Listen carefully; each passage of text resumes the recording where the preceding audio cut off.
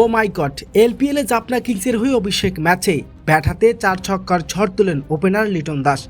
এলপিএলে প্রথমবারের মতো ব্যাট হাতে সুযোগ পেয়ে অসাধারণ এক ইনিংস খেললেন তিনি। গলস মার্বেলের বিপক্ষে একের পর এক ছক্কা হাঁকিয়েছেন লিটন।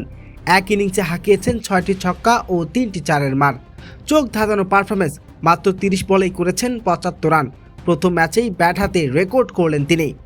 দর্শক, বিস্তারিত থাকছে ভিডিওর প্রতিবেদনে। লঙ্কান প্রিমিয়ার লিগের প্রথমবারের মতো ডাক পেয়েছে লিটন দাস, তবে ইনজুরির কারণে দলের সাথে শুরু থেকে যোগ দিতে পারেননি তিনি। তবে সুস্থ হওয়া মাত্রই এলপিএল খেলতে জাফনা কিংসের দলে যোগ দেন তিনি। প্রথম ম্যাচে গলস মার্বেলের বিপক্ষে খেলতে নামে লিটন দাস। প্রথমে ব্যাটিং করতে নেমে গলস মার্বেল নির্ধারিত 20 ওভার শেষে 8 উইকেট হারিয়ে 180 রান সংগ্রহ করে। জাফনা কিংসের জয়ের জন্য প্রয়োজন ছিল 181 রান।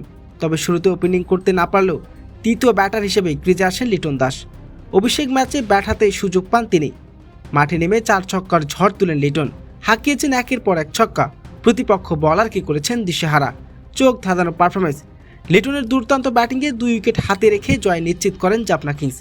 লিটন এদিন মাত্র 30 বল মোকাবেলা করে 75 রানে দুর্দান্ত এক ইনিংস খেলেন। তার সেই ইনিংসে ছিল 6টি ছক্কা ও 4টি চারের মার। এলপিএলে প্রথমবারের মতো সুযোগ পেয়ে ব্যাট হাতেই আলো ছড়ালেন লিটন দাস। প্রিয় দর্শক, লিটনের এমন পারফরমেন্স আপনার কেমন লাগবে অবশ্যই জানাবেন আপনার মূল্যবান মতামতটি।